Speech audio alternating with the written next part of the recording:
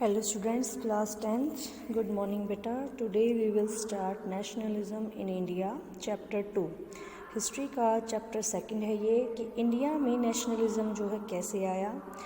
इस चैप्टर में हमें काफ़ी सारे मोमेंट्स जो महात्मा गांधी और कंट्रीज़ में 1920s के बाद खासकर जो हुए थे उनके बारे में हमें पढ़ना है। स्टार्ट करते हैं बेटा अपना chapter. As you have seen, modern nationalism in Europe come to be associated with the formation of nation state. It also meant a change in people understanding. जो नेशन स्टेट को लेकर यूरोप के अंदर जो नेशनलिज्म को लेकर Europe के लोगों में आए, नेशन स्टेट्स बने, मॉडर्न नेशनलिज्म आया यूरोप में, तो उसमें लोगों की जो सोच है या उसके अंदर क्या क्या चेंजेज आए लोगों की अंडरस्टैंडिंग में, वो हमें बताना है। New symbols, icons, new song, identity, idea forging new links, refine the boundaries of community. अब जो लोगों के अंदर जो एक कॉमन जो सेंस है वो आइडेंटिटी की, अपनी पहचान की, वो चीज़ें चेंज हो गई थी। नए सिंबल्स आ गए, आइकन्स आ गए, नए नए गीत आए, बाउंड्रीज रीडिफाइन करना, यानी कि जब समुदायों की, कम्युनिटी समुदायों की बाउंड्री थी वो भी बदल गई थी। In most countries, the making of this new national identity was a long process. और ऑलमोस्ट कंट्रीज़ में बेटा ये काफ़ी लंबी प्रोसेस रही है।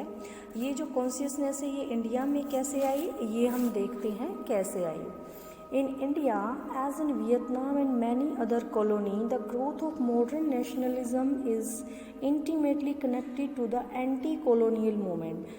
वियतनाम में अदर जो कॉलोनीज़ थे उसी की तरह इंडिया में जो है ये जो नेशनलिज्म की मूवमेंट थे ये किसके साथ जुड़ गए थे, एंटी कॉलोनियल मूवमेंट। इन दोनों को आपस में साथ चला था, यानी हम कॉलोनियल के खिलाफ भी हम जो अपनी लड़ाई कर रहे थे, संघर्ष कर रहे थे, साथ में हम अपने नेशन स्टेट के लिए भी कर रहे थे।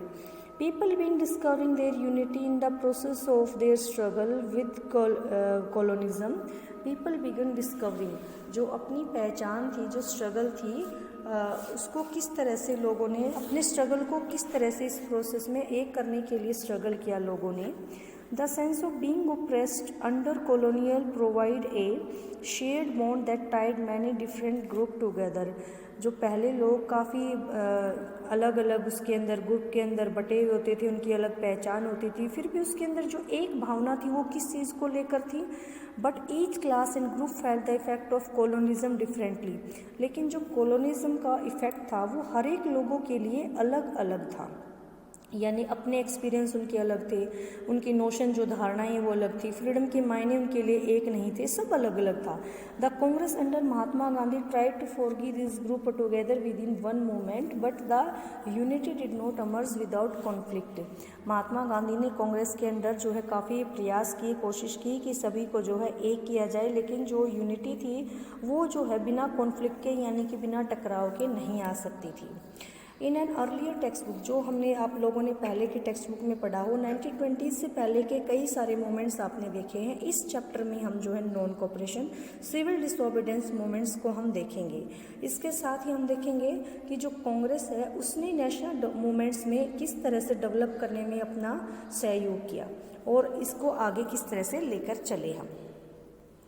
नेक्स्ट देखिए बेटा, नेक्स्ट क्या कहता है, द फर्स्ट वर्ल्ड वॉर, खिलाफत एंड नॉन कोऑपरेशन। आप सभी को पता है कि 1914 में जो है फर्स्ट वर्ल्ड वॉर हुआ था और करीब 1919 में इसका एंड हुआ था। तो इसके क्या इफ़ेक्ट हमारे ऊपर रहे ये देखेंगे। इसके साथ ही खिलाफत और नॉन कोऑपरेशन मूवमेंट की शुरुआत हुई, वो भी हम इसमें देखेंगे। देखिए यहाँ क्या कह रहा है, in the years after 1919 we see the national movement spreading to new areas, incorporating new social groups, developing new modes of struggle। 1919 के बाद जो अपने नेशनल मूवमेंट है वो नए एरिया में फैले, लोगों ने आपस में कैसे सहयोग किया, जो उनके अंदर डेवलपिंग का जो नया मोड था स्ट्रगल का वो कैसे आया। फर्स्ट देखिए, first of all the war created a new economic and political situation. No doubt कि जब भी कोई वॉर होता है बेटा तो अपनी इकोनॉमिक और जो पॉलिटिकल सिचुएशंस हैं वो चेंज हो जाती हैं। अब हमारे यहाँ क्या क्या चेंजेज आया, इंडिया की बात कर रहे हैं हम। It lead to a huge increase in defence expenditure. जो डिफेंस के ऊपर हमने खर्चा करते थे उसके अंदर काफ़ी बड़ा ह्यूज यानी कि बहुत ज़्यादा खर्चा बढ़ गया था, which was financed by war loan, जिसके वॉर के लिए हमने यानी कि उस समय पर कौन सी गवर्नमेंट होती थी, अपनी ब्रिटेन की जो कॉलोनियल गवर्नमेंट होती थी, उसने बहुत सारा जो है लोन ले रखा था वॉर का एक्सपेंडिचर के लिए, डिफेंस एक्सपेंडिचर के लिए, जो काफ़ी ह्यूज इंक्रीज यानी बढ़ चुका था। इंक्रीजिंग टैक्सेस, लोग जो टैक्स पे करते थे वो बढ़ा दिए, कस्टम ड्यूटीज़ को बढ़ा दिया, एंड इनकम टैक्स इंट्रोड्यूस, और उसी टाइम पर जो है इनकम टैक्स का यानी कि एक नया टैक्स भी लगा दिया जो आज भी हम पे करते हैं, गवर्नमेंट को इनकम टैक्स पे करते हैं। Through the war year price increase, अब जो प्राइजेज होते थे एसेंशियल गुड्स के वो भी काफ़ी बढ़ चुके थे बिटवीन 1913 एंड 1918। सिर्फ इन कुछ सालों के दौरान ही प्राइजेज में काफ़ी बढ़ोतरी हो चुकी थी। Leading extreme hardship for the common people, लोगों के लिए काफ़ी मुश्किल भरा दौर था ये। Villages were called upon two supply soldiers, जो सोल्जर्स की सप्लाई की जाती थी वॉर के लिए, तो क्या किया जाता था कि गांव से लोगों को बुलाया जाता एंड फोर्स रिक्रूटमेंट, और ज़बरदस्ती उनको सेना में भर्ती किया जाता। In rural area cause widespread anger, जिस कारण जो गाँव के लोग थे उनमें काफ़ी गुस्सा इसके खिलाफ हो गया, अंग्रेज़ों के खिलाफ काफ़ी गुस्सा हो गया। Then in 1918, 1920 to 21 crop failed in many part of India, ठीक उसी समय पर हमारे यहाँ पर जो है क्रो फेलियर यानी कि फसलें थी लोगों की वो काफ़ी ख़राब हुई, जिसका रिजल्ट रहा कि फूड की शॉर्टेज हो गई, लोगों के पास खाने की कमी। एक तो पहले से प्राइसेस बढ़ चुके थे, टैक्सेस सरकार बढ़ा चुकी थी, ऊपर से अब खाने की भी शॉर्टेज हो गई। This was accompanied by an influenza epidemic, जिससे कि महामारी फैल गई। According to the census of 1921, census क्या होता है बेटा, जनगणना, 1921 की सेंसस के अकॉर्डिंग करीब 12 to 13 मिलियन लोग मारे गए थे, या तो फैमाइन अकाल से या एपिडेमिक यानी महामारी से। People hope that their hardship would end after the war was over, लोगों को लगता था कि जो उनका मुश्किल भरा दौर है वो ख़त्म हो जाएगा जैसे ही ये फर्स्ट वर्ल्ड वॉर ख़त्म होगा, लेकिन ऐसा नहीं हुआ। At this stage a new leader appeared, इसी स्टेज पर एक नया लीडर सामने आता है और उसने स्ट्रगल के एक सजेस्ट किया, उसने स्ट्रगल का नया मोड यानी कि चेंज कर दिया जो स्ट्रगल करने का लोगों का तरीका था। अब वो नया क्या था बेटा, द आइडिया ऑफ सत्याग्रह। आप सभी को पता होगा इस वर्ड से कि सत्याग्रह की शुरुआत करने वाले कौन थे, महात्मा गांधी। महात्मा गांधी ने रिटर्न इन इंडिया इन जनवरी 1915। महात्मा गांधी जो है साउथ अफ्रीका से लौटे थे 1915 में, और उन्होंने वहाँ पर जो है successfully for to racist regime, और अफ्रीका में रहते हुए उन्होंने जो नस्ल भेद का उनके यहाँ पर चलता था, गोरे काले का जो भेद होता था, उसके लिए उन्होंने काफ़ी क्या किया था, मास एगिटेशन स्ट्रगल किया था, और काफ़ी सफलता इसमें उनको मिली थी। इसी को उन्होंने क्या बोला था, सत्याग्रह। अब सत्याग्रह होता क्या है ये देखिए जरा। The idea of satyagraha emphasise the power of truth and need to search for truth. जो आइडिया है सत्याग्रह का वो सच्चाई के ऊपर जोर देता है और उसकी खोज के लिए काम करता है कि सच है, अगर आपका जो भी आइडिया है उसके ऊपर फोकस करता है। ये क्या सजेस्ट करता है, if the cause was true, अगर आपका कारण जो है उद्देश्य जो है सच्चा है। If the struggle was against injustice, अगर आपका स्ट्रगल जो है इनजस्टिस यानी अन्याय के खिलाफ है। Then physical force was not necessary to fight the oppressor, तो दबाने वाले के लिए, जो हमें दबाता है दमन करता है, उसके लिए हमें फिजिकल फोर्स की ज़रूरत नहीं है लड़ाई लड़ने के लिए। विदाउट सीकिंग वेंजेंस और बीइंग अग्रेसिव, हमें बगैर गुस्सा किए आक्रामक हुए इस satyagrahi could win the battle through non violence, हम अहिंसा के तरीके से भी इसको जीत सकते हैं। This could be done by appealing to the conscious of oppressor, इसके लिए हमें जो है क्या अपील करनी होती है, जो ऑप्रेसर यानी दमन करने वाला दबाने वाला होता है उसकी जो कॉन्शियसनेस है सिर्फ उसको जगाना होता है। पीपल इंक्लूडिंग द ऑप्रेसर, लोग चाहे वो ऑप्रेसर भी हो, had to persuade to see the truth, उनके ऊपर जोर डाले सच्चाई को देखने के लिए, बजाय कि हम उनको फोर्स करें कि आप जो वायलेंस तरीके से, हमें उनको फोर्स नहीं करना चाहिए कि आप सच को एक्सेप्ट करें। By this struggle truth was born to ultimately triumph, और इससे जो है आखिरकार सत्य की जो जीत होती है। Mahatma Gandhi believe that this धर्म, यानी कि जो ये रास्ता इन्होंने अपनाया इसको धर्म बोलते हैं, नॉन वायलेंस अहिंसा का धर्म बोलते हैं, जो सभी भारतीयों को एक सूत्र में एकता में बांध देगा। नेक्स्ट देखिए बेटा, आफ्टर अराइविंग इन इंडिया, जब वो भारत में आते हैं, Mahatma Gandhi successfully organise satyagraha movement in various places. उन्होंने कई जगहों पर जो है सत्याग्रह किए थे। फर्स्ट उन्होंने 1916 में चंपारण में किया था, और ये क्या था, inspire the peasant to struggle against the oppressive plantation system. जो प्लांटेशन सिस्टम में किसान थे उनका साथ दिया था, जो कि उनको ऑप्रेसिव यानी कि दबाया जाता था, उनको मजबूर किया जाता था। प्लांटेशन में बेटा नील की खेती की जाती थी, तो लोग जो है इस खेती को करने के लिए राजी नहीं होते, ज़बरदस्ती उनसे ऐसा काम करवाया जाता था। तो उनके लिए कहता है प्लांटेशन सिस्टम के लिए उन्होंने पीजेंट का साथ दिया था स्ट्रगल में। किस तरीके से, नॉन वायलेंस से। और नेक्स्ट ईयर यानी कि 1917 में ही ऑर्गेनाइज सत्याग्रह, एक और सत्याग्रह उन्होंने किया। किसका सपोर्ट किया, support the peasant of Kheda district in Gujarat. अब जो है खेड़ा के अंदर जो फिर से किसानों का साथ दिया, यहाँ उनकी प्रॉब्लम क्या थी, यहाँ उनकी प्रॉब्लम दूसरी थी। Affected by crop failure and a plague epidemic, the peasant of Kheda could not pay the revenue and were demanded that revenue collection भी रिलैक्स्ड। यहाँ पर जो है महामारी हो गई थी, फैल गई थी, और उनकी क्रॉप फेलियर, फसलें बर्बाद हो गई, जिस कारण वो सरकार से चाहते थे कि उनका जो रेवेन्यू है वो कम किया जाए या माफ़ किया जाए, या फिर उसको रिलैक्सेशन यानी थोड़ा उनमें रिलैक्सेशन दिया जाए। नेक्स्ट जो है नेक्स्ट ईयर फिर अगेन 1918 में Mahatma Gandhi went to the Ahmedabad जाते हैं to organise a satyagraha movement among cotton mill worker. और अब वो साथ देते हैं कॉटन मिल वर्कर्स का, जो अपनी डिमांड रखते हैं अपने ओनर के सामने। नेक्स्ट आता है बेटा द रोल्ट एक्ट। अभी तक जितने भी उन्होंने सत्याग्रह किए थे वो छोटे से प्लेस से रिलेटेड होते थे, थोड़े लोगों से रिलेटेड होते थे, छोटी छोटी उनकी प्रॉब्लम से रिलेटेड होते थे। अब जो है महात्मा गांधी क्या करते हैं, एम्बोल्डेंड विद हिज सक्सेस, अपनी सक्सेस से जो काफ़ी खुश होते हैं, वो उत्साहित होते हैं। Gandhi ji 1919 decided to launch a nationwide satyagraha. अब जो है ना एक नेशन वाइड पूरे देश को मिलाकर के सत्याग्रह करना चाहते हैं। द प्रोपोज रोल्ट एक्ट किसके खिलाफ करते हैं, जो रोल्ट एक्ट जो अपनी कॉलोनियल गवर्नमेंट ने लगाया था वो क्या होता है वो भी हम देखते हैं अभी। This act had been hurriedly passed through the Imperial Legislative Council despite the united opposition of Indian member।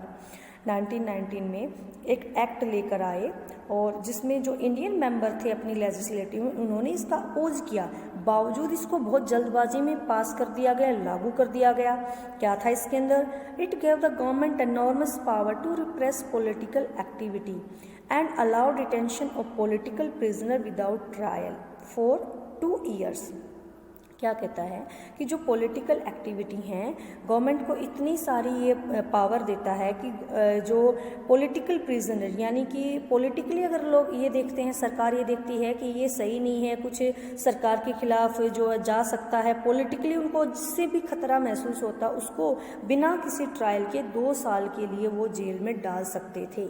Mahatma Gandhi wanted non violence civil obedience, non-violent civil disobedience against such unjust law, which would start with a हड़ताल on 6 अप्रैल। अब जो है Mahatma Gandhi civil डिसोबीडेंस की शुरुआत करना चाहते थे। Civil डिसोबीडेंस यानी कि आज्ञा को न मानना बेटा, सभी ने अवज्ञा जिसको बोला गया था, नॉन वायलेंस तरीके से, यानी कि हम आपसे प्रार्थना कर रहे हैं और कि हम आपकी बात को नहीं मानेंगे।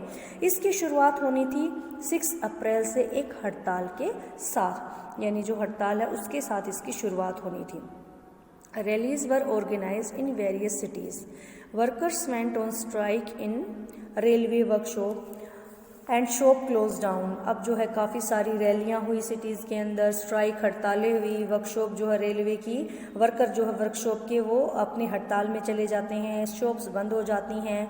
अलाउड बाय द पॉपुलर अफसर, अब लोग जो है इस तरह से एक हो रहे, इकट्ठा हो रहे हैं। इससे जो है जो गवर्नमेंट होती है कॉलोनियल गवर्नमेंट, वो घबरा जाती है ब्रिटिश गवर्नमेंट, और वो क्या सोचती है कि कहीं ये लाइन ऑफ कम्युनिकेशन को, रेलवे को, टेलीग्राफ को डिस्टर्ब न कर दें। इसके लिए जो एडमिनिस्ट्रेशन और डिसाइड करता है क्लैम्प डाउन ऑन नेशनलिस्ट, जो इनको दबाने का तरीका शुरू करता है कि इनको जैसे भी हो इनको दबाया जाए, इसको यहीं पर ख़त्म कर दिया जाए, रोक दिया जाए।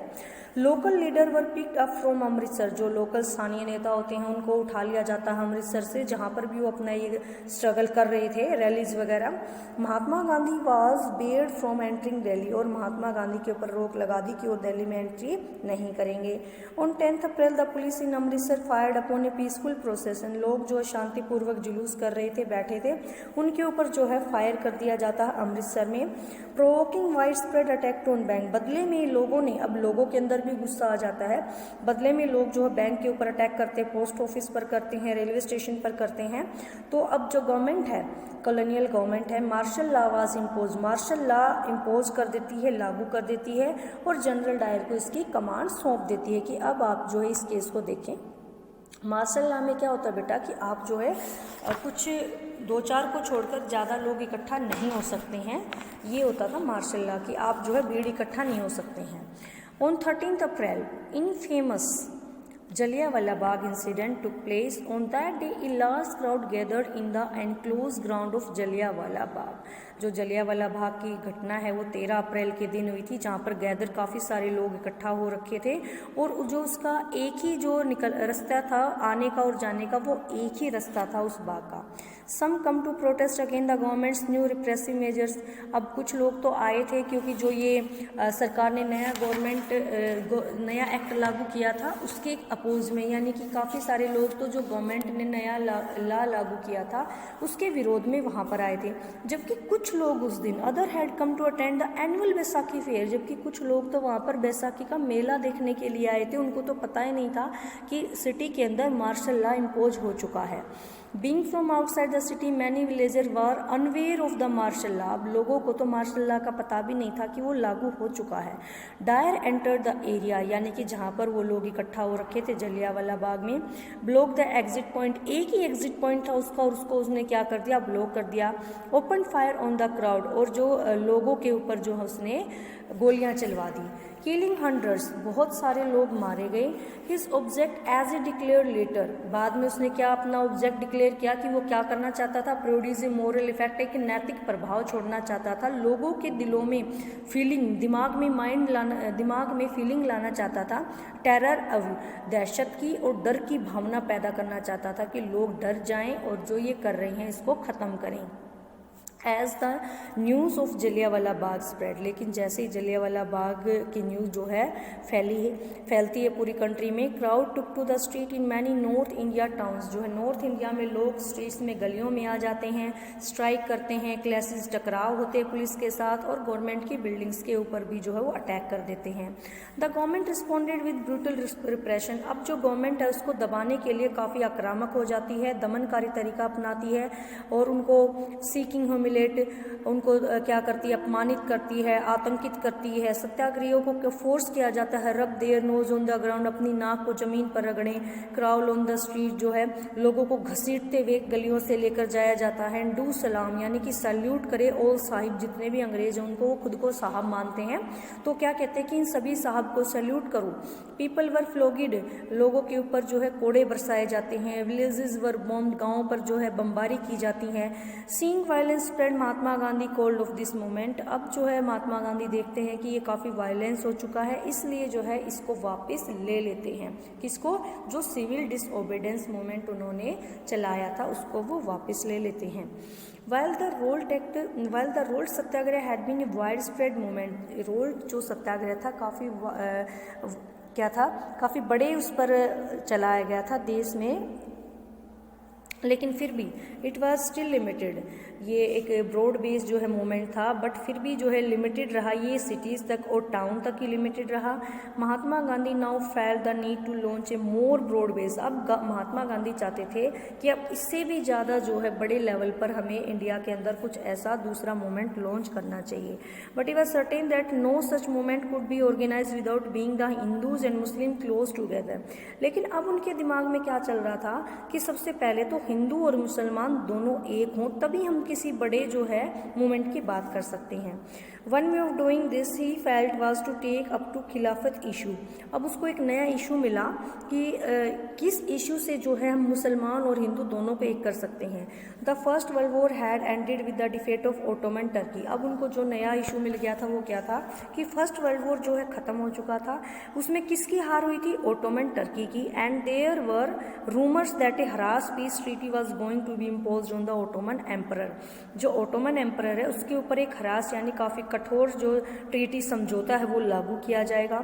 ये ओटोमन एम्परर के खिलाफ खलीफा क्या था बेटा, खलीफा को देखें, the spiritual head of Islamic world. जो इस्लाम में यानी मुसलमानों में जो उनका आध्यात्मिक हेड था ना, उसको खलीफा कहते थे। To defend the khalifa's temporal power. अब जो भी बची हुई पावर थी किसकी, खलीफा की, उसको बचाने के लिए एक Khilafat committee was formed in Bombay in March 1919। एक खिलाफत कमेटी बनी बॉम्बे में, कब, 1919 मार्च में। A young generation of Muslim leader like brothers Mohammad Ali, Shaukat Ali began discussing with Mahatma Gandhi about the possibility of united mass action on the issue. दो भाई थे, यंग ब्रदर्स थे, कौन, मोहम्मद अली, शौकत अली, जो महात्मा गांधी से देखते पूछते हैं, आपस में बातचीत करते हैं कि कैसे जो है लोगों को इसके साथ जोड़ा जा सकता है, इस एक्शन में, किसमें, जो इन्होंने खिलाफत कमेटी बनाई थी, जो खलीफा का इन्होंने मूवमेंट चलाने के लिए जो इशू था इनका, उसमें लोगों को कैसे एक साथ लाया जा सकता है। गांधी जी साथ इस an opportunity to bring Muslim under the umbrella of unified national movement. अब गांधी जी को लगने लगा था कि मुसलमानों को भी जो है एक छाते के अंदर हम ले सकते हैं, यानी एकता में ला सकते हैं। किस इशू को लेकर, Khilafat. At the Calcutta session of the Congress in September 1920, Calcutta में सेशन यानी कि सम्मेलन होता है 1920 सितंबर में। He convinced other leader to the need to start a non cooperation movement in support of Khilafat as well as for the swaraj. अब वहाँ पर डिसाइड होता है कि हम जो है एक खिलाफत मूवमेंट के साथ साथ स्वराज दोनों को ही लेकर चलेंगे। किसके जरिए, नॉन कोऑपरेशन के जरिए। नॉन कोऑपरेशन क्या मतलब, क्या होता है बेटा, असहयोग, जो अपना नॉन कोऑपरेशन है। अब उसकी बात करते हैं। नेक्स्ट, अब वाई नॉन कोऑपरेशन। भाई नॉन कोऑपरेशन ही क्यों, कोई अदर मूवमेंट क्यों नहीं, मूवमेंट का नाम ऐसा क्यों रखा गया, इसमें क्या था, तो आइए देखते हैं। In his famous book Hind Swaraj, एक बुक लिखी थी महात्मा गांधी ने, हिंद स्वराज 1909 में। उसमें उन्होंने क्या लिखा था कि जो इंडिया के अंदर ब्रिटिश रूल है वो इस्टेब्लिश यानी कि चल रहा है या स्थापित हुआ था, किस कारण, कोऑपरेशन ऑफ इंडिया के लोग उनको कोऑपरेट करते हैं, इस कारण से वो आज तक भी यहाँ पर टिके हुए हैं और सरवाइव कर रहे हैं। वो कहते हैं कि अगर if Indian refuse to cooperate, अगर इंडिया वाले रिफ्यूज कर दे, कोऑपरेट करने से मना कर दें, British rule in India would collapse यानी ढह जाना, खत्म हो जाए, within a year and swaraj would come. तो जो है ब्रिटिश रूल खत्म हो जाएगा और अपने आप ही जो है स्वराज आ जाएगा। ऐसा किसका मानना था, गांधी जी का मानना था। नेक्स्ट देखिए क्या कहता है, how could non cooperation become a movement. अब ये मूवमेंट कैसे बना, Gandhi ji propose that the movement should unfold in stage. Unfold in stage का मतलब चरणबद्ध तरीके से एक योजना है कि पहले कौन सा स्टेज आएगा फिर कौन सा आएगा, इसकी शुरुआत कैसे होगी, आगे कैसे बढ़ेगा, ये सब डिसाइड करते हैं। It should begin with the surrender of title that the government awarded and A boycott of. Title होता बेटा उपाधियाँ, जैसे कि सरदार वल्लभ भाई पटेल को सरदार की उपाधि थी, रविंद्रनाथ टैगोर को नाइटहुड की उपाधि टाइटल दे रखा था। किसने दे रखा था, इंग्लिश जो अपनी ब्रिटिश गवर्नमेंट थी उसने दे रखा था। तो जिसको भी अवार्ड दे रखे थे, टाइटल दे रखे थे, सबसे पहले उन्होंने वो अवार्ड वापस करने शुरू कर दिए, टाइटल की हमें नहीं चाहिए आपका। और इसके साथ ही उन्होंने बॉयकॉट यानी बहिष्कार शुरू कर दिया। किस चीज़ का, सिविल सर्विसेज का, आर्मी का, पुलिस का, कोर्ट का, लेजिस्लेटिव काउंसिल का, स्कूल्स का और फॉरेन गुड्स का। यानी कि हमें कुछ भी नहीं चाहिए, जो सिविल सर्विस उनके अंडर वो हम नहीं करेंगे, जो लॉयर है वो कोर्ट में नहीं जाएंगे, पुलिस भी उनके साथ काम नहीं करेगी, जो इंडिया के लोग थे। और फॉरेन गुड्स का उन्होंने क्या कर दिया, बॉयकॉट कर दिया। Then in the case government use repression, अगर फिर उन्होंने क्या, अगला स्टेज क्या था, अगर गवर्नमेंट फिर से हम उनको दबाने के लिए ऐसा ही तरीका करती है जैसा कि पहले उन्होंने किया था, a full civil disobedience campaign would be launch. तो हम जो है दोबारा से एक सिविल डिसोबीडियंस कैंपेन को लॉन्च कर देंगे, ये उनका नेक्स्ट स्टेप था। Through the summer of 1920 Mahatma Gandhi and Shaukat Ali toured extensively mobilise popular support for the movement. अब 1920 में गर्मियों के टाइम पर जो है महात्मा गांधी और शौकत अली ने पूरे देश भर में यात्राएं की, टूर यानी यात्राएं की, और इसके लिए काफ़ी लोगों के साथ सपोर्ट हासिल करने की कोशिश की जो ये आंदोलन मूवमेंट चला रहे थे। Many with in the Congress were however concerned about the proposal. अभी तक भी काफ़ी जो कांग्रेस के लोग थे उनको इस मूवमेंट को लेकर थोड़ी सी चिंतित थे या संदेह में थे कि क्या ये सही है गलत है। वो भी इसके डिसाइड नहीं कर पा रहे थे कि इसके साथ जाना है नहीं जाना है। They were reluctant to boycott the council election scheduled for November 1920। Reluctant का मतलब हिचकिचाना। अभी भी वो बायकॉट नहीं करना चाहते थे, जो उनका इलेक्शन शेड्यूल था उसको नहीं करना चाहते थे उसका boycott. And they fear that the movement might lead to popular violence. और वो क्या सोचते थे कि दोबारा से कहीं जो दोबारा वायलेंस ना हो जाए, दोबारा से हिंसा ना हो जाए इस मूवमेंट में। In the month between September and December, सितंबर और दिसंबर तक there was an intense tussle within the Congress. Congress के अंदर जो है भारी खींचतान चली कि इसके साथ जाना है नहीं जाना है। लीडर से डिसाइड नहीं कर पा रहे थे कि यस और नो कि आगे बढ़ना है या इसको वापस लेना है। For a while there seemed no meeting point between the supporter and opponent of the movement। अभी जो ये टाइम चल रहा था इसमें समर्थकों और विरोधियों के बीच में आपस में कोई सहमति बनी नहीं रही थी। Finally at the Congress session at Nagpur in December 1920, फिर से एक जो है कांग्रेस का सेशन होता है नागपुर में, यानी सम्मेलन होता है। A compromise was worked out and non cooperation programme was adopted। और लास्ट में सबकी सहमति हो जाती है और नॉन कोऑपरेशन मूवमेंट को अडोप्ट कर लिया जाता है, यानी मान लिया जाता है कि हम इसके साथ काम करेंगे। How did the movement unfold. अब देखते हैं कि किस किस ने पार्टिसिपेट किया और कैसे जो ये अनफोल्ड स्टेज पर रहा, यानी कि इसके साथ क्या क्या था, नॉन कोऑपरेशन के आइडिया में क्या क्या चीज़ें थी। ये हम नेक्स्ट वीडियो में देखेंगे बेटा।